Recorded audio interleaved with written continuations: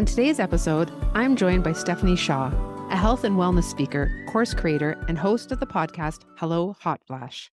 An educator by nature, Stephanie took the strategies she implemented to recover from a 2-year illness and turned them into a nutrition coaching and an online education business where she teaches midlife women how to manage their hormones so they can manage their weight, have more energy, and slow the aging process. Stephanie's online course, Mastering Menopause, supports midlife females by helping them peel back the layers that are blocking them so they can control the change. As a result, women build lasting lifestyles of confidence, energy, and a body they deserve. As a part of our summer series on female entrepreneurs, learning how to work with our hormones to make things easier and more enjoyable is an important part of understanding our bodies. You can learn more about Stephanie by checking out her website, hellohotflash.com. I know you're going to be fascinated by how you can tweak your calendar to use the tips Stephanie shares with us. Here's our conversation. I'm so excited to have Stephanie Shaw with us here today. We're talking all things hormone, and I would love, Stephanie, if you can tell us a little bit about why do you do what you do? Yeah. So first of all, Don, thank you so much for having me here. I really appreciate it. Unfortunately, my story is one of those stories where you're like thrown into something. And that's why I do what I do. So I spent 2 years very ill. Actually, March 23rd, 2017, I was in New Orleans walking down the street and my body crashed. I really thought that I was having a stroke. That night, I ended up in two emergency rooms. First one didn't know what to do with me, so they shipped me to another one. And throughout that the 2-year period, I had a ton of different medical issues, things with tingling in my hands and feet, rapid heartbeat. Even prior to the March of 17 crash, I had noticed that my hair was falling out, twitching in my eyes. So it had been going on for a while, but it actually escalated on that date. And during that time, that 2-year period, I visited 18 different doctors. I went to two world-renowned medical facilities. I spent over $20,000 out of pocket trying to discover what was going on. And through those conversations with Eastern and Western medicine doctors, conversations with gynecologists and all types of specialists, like no one mentioned nutrition and no one mentioned menopause at all. And so once I started to slowly, I read so many books, went back to school, got two certifications in nutrition, trying to figure out what was going on with me. And then I started to think, cannot be the only human with these issues. So I decided at that point in time that I would start, I'd always wanted to do something in nutrition. So decided that I would start coaching other women who were going through this menopausal phase. So that's how I got here. And so I call it my pain into purpose story because now I really feel like there are tons of opportunities for me to support people. So again, they're not spending 2 years trying to figure all of this out. I love these pain and purpose stories. I think Yeah. that's the thing, right? Is we go through something and we see that there's a need out there. It's not just us that have experienced this, and then we want to help women that are in the same situation. So I love that you're doing this. Yeah. So I have a question for you because I know on the podcast we often talk about the 3 Ps, but for the summer we decided that we would talk a little bit more about women entrepreneurs who are, interested in being the best them. And I firmly believe it's not all about your business. Like if you are not in good shape, if you are not physically well, if you are not mentally well, if you are not feeling connected to community and other women and, feeling strong in yourself, it's really hard to put yourself out into your business and feel excited about it and energized and, like it's worth doing. So I think this is where hormones is a really good spot to start. Yeah. It really is because you gave a perfect scenario of what happened to me. I actually ended up closing my nonprofit because I was so exhausted. I would go to work every morning and luckily I was quote unquote the boss at that point because like by 2:30 or 3, I'm like, I'm out of here. Then get back up, be there at 7 in the morning. And then I just could not get through an entire day. So it impacts our business in a manner that sometimes we aren't even aware of. And you broke it down perfectly. The hormones can impact the way that we relate to other women, the way we relate in our communities, the way we do our jobs as well. So in your body, there's tons of hormones, but three primary hormones that fluctuate as we begin to age. So your estrogen, your progesterone and your testosterone levels, they will begin to fluctuate. And it depends on where they are in that party that they're having inside your body. It can cause things like brain fog. It can also cause you to have anxiety or be more anxious. Depression can come on. So as the hormones in your body begin to change, it can actually change who you are as a person. You may notice that you would get up and be completely energized for work, and then all of a sudden you have no energy. Or it was fine if everyone was yelling at you at work, you can handle the pressure, you can go for it, and then all of a sudden you're starting to snap. It may be that you may be perimenopausal and you may be going through this hormonal change. And what I always tell women is to start to think about how you cope with change, because a lot of coping mechanisms also impact your hormones. So if you think that, every night I'm just going to have a glass of wine and settle down and get better sleep, that actually is not helping you through this hormonal change process. Drinking that glass of wine, it may initially calm your body, but it's also keeping you awake at night. So again, one of the hormonal changes that impact us, our hormones actually impact us as it relates to our sleep. So you want to make sure that you're not drinking alcohol. You want to make sure also that you're doing lifestyle changes, things like eating whole and nutritious food. I know it sounds so if one more person tells me to eat some kale, I might just want to slap them. But it's so critically important. I always tell folks that 18 different doctors, all this money I spent, the only thing I did not take any medicine at all. The only thing I did was start to eat differently. So if you see that you're having elevated levels of stress, or you see that you're more tired during the day, or you see that you're getting more perimenopausal symptoms and your hormones are changing, think about what you are putting in your mouth. Are you eating a high fat, high processed meal? Are you grabbing things quickly on the go? Or are you actually eating for your body? So the hormones will change. And the way to help those hormone changes are again around lifestyle changes that include eating better and decreasing the alcohol and increasing your water intake. I love this because I think often when, we're just having a bad day and we think, man, been really short this week with people, or, I'm really struggling with feeling rested when I wake up in the morning. I'm still feeling so groggy. And many times we'll just put it to, oh, well, I'm stressed, or my life is busy, or, I'm just doing too much. But the reality is, if we really started to focus on, what we're putting in our mouth, what stage of life we're in, what cycle we're in during the month, all those types of things, we may find that there's patterns there that we're just missing. And I think tracking is something that's so important. I don't know. What do you feel about that? 1,000,000%. You have to begin to track this. So another hormone that I didn't mention is your cortisol level. So that's our fight or flight. And a lot of times those will be off balance as well when we're perimenopausal, even prior to that. So what you want to do is start to understand what triggers you to make you feel completely stressed out. I will tell you, I did all of the eating, I did the mindset work, but there was like something still going on. And when I started journaling and tracking what was going on in my body, I discovered there's one particular person, whenever we would have a certain conversation and so forth, I would physically feel that and my body would get stressed and I would be out of whack for a whole week. But it was because I was tracking and I could go back and say, hey, every time I talk to this person, this is what's happening. Then I was able to make some decisions around what to do next. So in the workplace, at home, whatever environment you are in, I 100% agree with you that we need to start to understand and recognize what's going on in our body so that we can live according to, so we can make the changes that are necessary so we can decrease the stress in our body. And you also mentioned your cycle as well. So men operate on a 24-hour cycle, women operate on a 30-day cycle. So it depends on where you are in your cycle, what you should actually be doing during that time of the month. So if you're in your and I always pronounce it incorrectly, but you know what it means.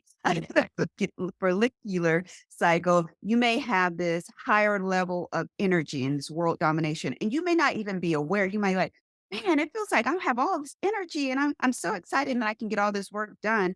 And you're not even recognizing that that's part of who you are and part of your cycle. So, what I tell women to do is when you figure all this out, it may take a month or two for you to track this, figure out what stage you are in your cycle, and then plan your work around that. So, at world domination time, that means that you're having the, you're planning speeches, planning presentations, planning those big talks with your boss or your employer, what have you. And then when you're ovulating, your estrogen peaks and your testosterone rises. So you will have more energy, but you also become a verbal ninja. So do you know, like sometimes during the month, you're like, man, I could talk them off of, I don't know, I could sell the Brooklyn Bridge to someone or something like that. It's because that's what phase you are in. So again, that may also be a time if you're a woman in sales, that may be a time where you want to like pack in all of your sales calls or again have those big bold conversations. Your luteal phase, you'll notice that your energy is lower. You need to honor that. You need to honor it in the way that you eat. You need to eat differently, having more omega 3s. And you also, if you don't feel like doing something, you also need to honor that and then rest your body. And then the menstrual cycle, you're also in that lower energy cycle. Put on a blanket, sit by the fireplace, and do what you need to do. But I think what we do as women, this may be a generalization, but we assume that we have to be in that go, go, go phase all of the time. And that's not how we operate. So take the time, understand what phase of cycle you're in, and then operate in that cycle. So, for example, I had a hysterectomy, so I no longer have my cycle, but I still know that around the 14th, 15th, 16th of the month. Actually, I'm working on mindset, so this doesn't happen to me anymore.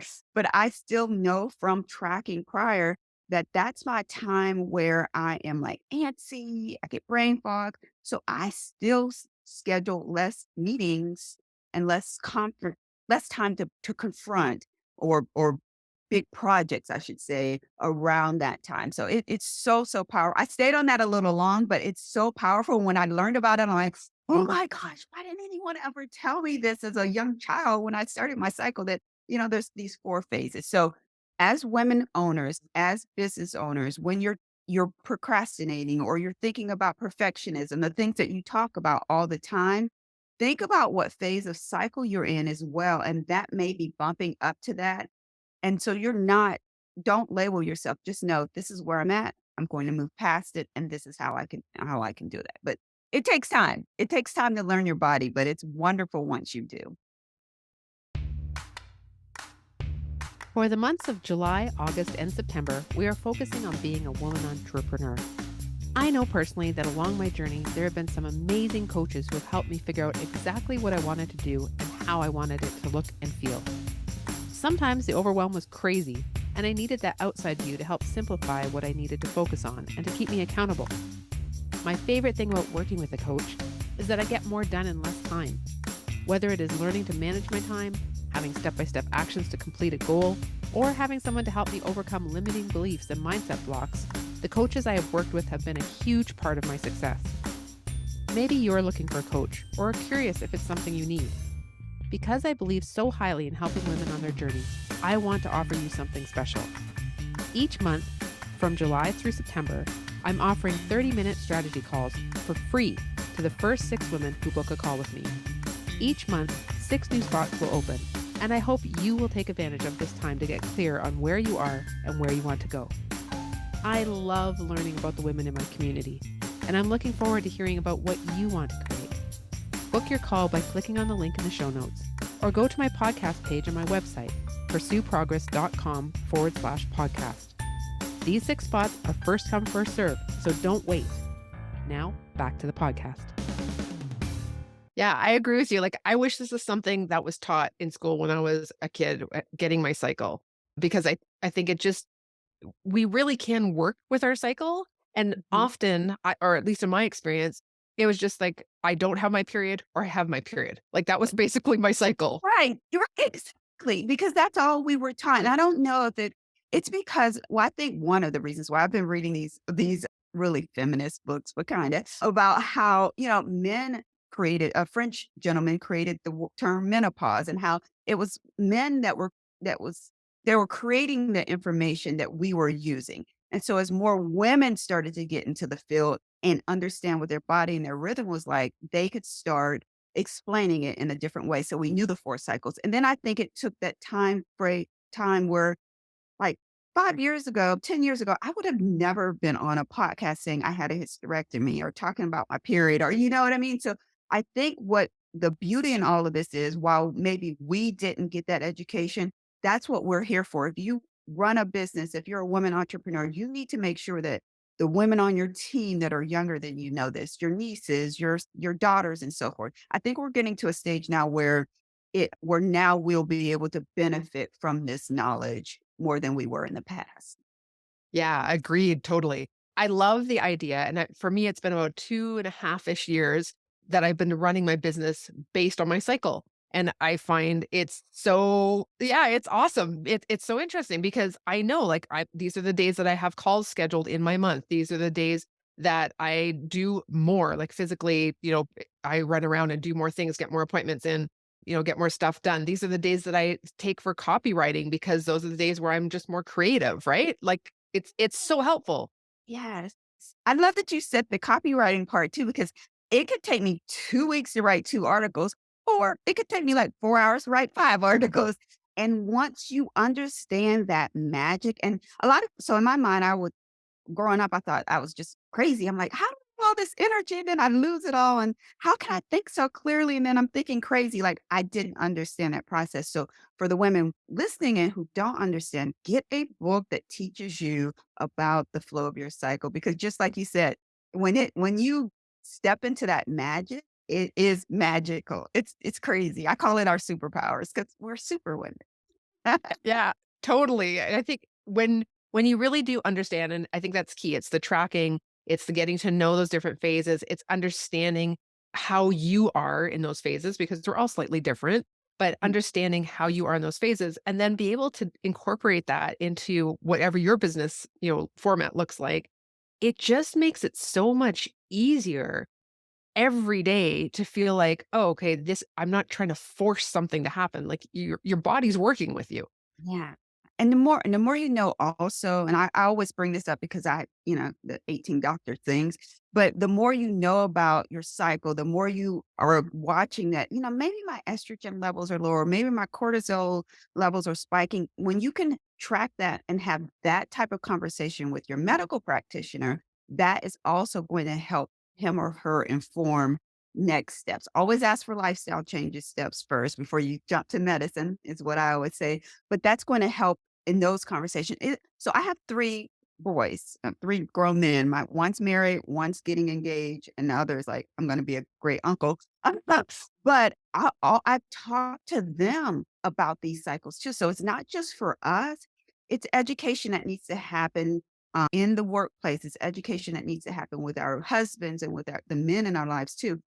So my oldest son, he like knows the cycles. He knows what's in each one, and he's married, and he's happily married because he knows what to expect and what's coming. So I just think it's super powerful to have these conversations, and we can't keep them to ourselves. I love that you say that. I have 2 girls and a boy, and my boy knows as much as my girls because he's going to come across like, "Why is my wife suddenly really short with me? Why is my wife, like, suddenly, wanting to do everything today?" And, like, that's just how women are wired. And so, again, having a man understand that makes for a much smoother relationship than, just leaving them out there to try to guess what's happening. I know, I know. He is so funny. Every once in a while, he's like, "Mom, okay, I did this, this, and this today, and I understand why I did it. Thank you." I'm like, "Yeah, just keep doing it." And then, they're happy for 3 weeks, and then the next week, he's like, "I had to do this, this, and this." But again, I really we can't keep this message to ourselves. We have to share it. Yeah, I love this. And I mean, let's talk a little more about menopause and, perimenopause, that whole phase, because that lasts really long. And I think a lot of women don't necessarily know that perimenopause could be 10 years or longer, before full menopause fits in. And I think what I hear often, and I don't know if you hear this, but women who are kind of blaming things in their business, I'm going back to business, but blaming things in their business on like it's their fault. Like, oh, like I didn't remember this, or this I can't seem to focus today, and it's like this frustration. But again, without that realization that hey, you might be in a stage of life where this is a common occurrence. And so you may have to change the way that you approach your business because these are common things. And so you're going to have to do things a little differently in order to compensate. Does that make sense? It makes 100% sense. I have in the course that I have, Mastering Menopause, there's actually a perimenopause checklist in there, just so you can, just like you said, you may think, oh, why did I do this? Or, oh, I can't remember this. If you go down that checklist, you can go, oh, wait, I have 30 out of the 35 symptoms. Maybe I need to start having a different conversation. I think it gives you, I never want to be diagnosed with anything. So my testing included tests for cancer and MS and so forth. I never want to be diagnosed, but yet in my mind, I like wanted to know what was happening. When I finally found a chiropractor slash naturopath who gave me a list like this, I'm like, hey, not crazy. It's my hormones. So having that list, going down that list, being in tune with your body and knowing that it is just the phase of life that you're in. And you're right, it can last for a long time. So perimenopause, it does come with symptoms like dry mouth, potential hair loss, thinning of the hair, rapid heartbeat, tingling in the extremities, cold hands and feet, gut issues. All of those things can happen in perimenopause. And then there's one day that you're menopausal. So the 1 year anniversary that your cycle has stopped completely for a year, you're menopausal. And then the day after, you're postmenopausal. And what a lot of people assume is, oh, I'm postmenopausal. It's all over now. Nope. It depends on the woman where you can still continue to have the hot flashes and the dry mouth. And you can continue to have the symptoms, but when you're younger and perimenopausal, if you're doing the lifestyle changes where you're eating better and lessening the alcohol intake and exercising and lifting light weight, you can impact what postmenopause looks like. And a lot of times you can kind of shorten the length of that postmenopausal stage. Yeah, that's good to know. One last thing before we wrap up, because I know nutrition is a huge part of, I mean, I think any time in life, nutrition is a huge part in just managing our life and living our best life, feeling our most vital. When we're dealing with hormones and we're first thinking like, my diet's not horrible, but I'd like to clean it up a little bit. What would be maybe one or two things that you would suggest to look at first before, we maybe try an overhaul? Yeah. Sugar intake is the very first thing I would look at. And then there's the assumption that, oh, I don't eat sweets or desserts, but condiments, even canned goods, even if you like buy prepackaged rice, there's a lot of hidden sodium and sugar in there. So look for the amount of sugar that you're taking in each day because it becomes addictive like a drug. And so you want to make sure that and it causes wrinkles. It deteriorates the inside of your body. So you wanna make sure that if there's one thing, look at your sugar intake. But I have a whole list, but sugar is the number one. Yeah, I always think it's nice just to have one thing to look at and focus on to start, Yeah, you're right. because I know we can get so overwhelmed, right? So I have a question for you because I do ask this on every podcast. Where do you fall when it comes to people pleasing, perfectionism, or procrastination? Which one do you lean towards most often? So I am in recovery, thank you very much. People pleasing, perfectionism, or procrastination? Perfectionism, I think. And so I think, and I say that because then the other two can kind of fall under it. But I'm working on the perfectionism. Like I am working on this is one of the best things I've heard this week. Someone said to me, I've done my best. No, my son said to me, you've done your best. There was a glitch in the system on a contract I'm working on. You've done your best and it wasn't your fault, right? Like, yeah. He said, well, you can't be perfect in it. I'm like, no. So I'm even though I know what to do, sometimes you need someone to reiterate that conversation. So I do fall under perfectionism and it's something that I'm constantly working on. But the best part is I'm not making myself physically ill anymore like I used to. It's more like, all right, I needed 10 minutes to whine and cry and then I can go back to the good side. I love hearing this. I think for every woman like yourself and like me that are, running our own businesses, it's important for women to understand, like, it's not like it just goes away if we struggle with any or all of these Ps. It's a progress, right? And we work on it all the time, but it's nice to, just like our hormones, to be aware Mhm. then allows us to make a decision on how we're gonna deal with it. And so I think that's important too, is just being aware of what is the issue that we kind of deal with and struggle with. Yeah, and making that decision to change. So that's huge and powerful. It feels really good to be able to take it from 10 days to 10 minutes. I know that you're giving us a hormone quiz, Stephanie, as our freebie. And so take a look in the show notes. It'll be there for you. And same with all of Stephanie's contact info. Get onto her newsletter, get to know her. I think that's the fun part about podcasts is that you can really get into people's communities and find the support that you're needing there. So I encourage you to do that. But Stephanie, tell us a little bit about how this hormone quiz can help us. Yeah, so it does that. It once you take the quiz, it'll tell you, it'll suggest to you which hormone may be off balance the most, estrogen, testosterone, cortisol. And based on that, I give you a series of a full week of emails that will come to you and telling you step by step some very small things that you can do, like maybe eliminating sugar or watching the way that your sleep patterns or jotting down what why can't I think right now? I'm having a having a menopause moment. So the quiz will walk you through the process. The email series rather will walk you through some very simple, practical steps on how you can help that hormone level increase. How I that love that. I love it. That's awesome.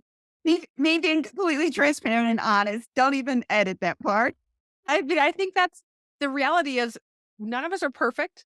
We Right. all are going through our own phases and cycles in our hormones. So, that's how it is. God said I wasn't perfect. Oh my gosh. Hey, I'm preaching in the choir over here too. Stephanie, thank you so much for being a part of the podcast. You're welcome. Thank you so much for having me. I truly appreciate it.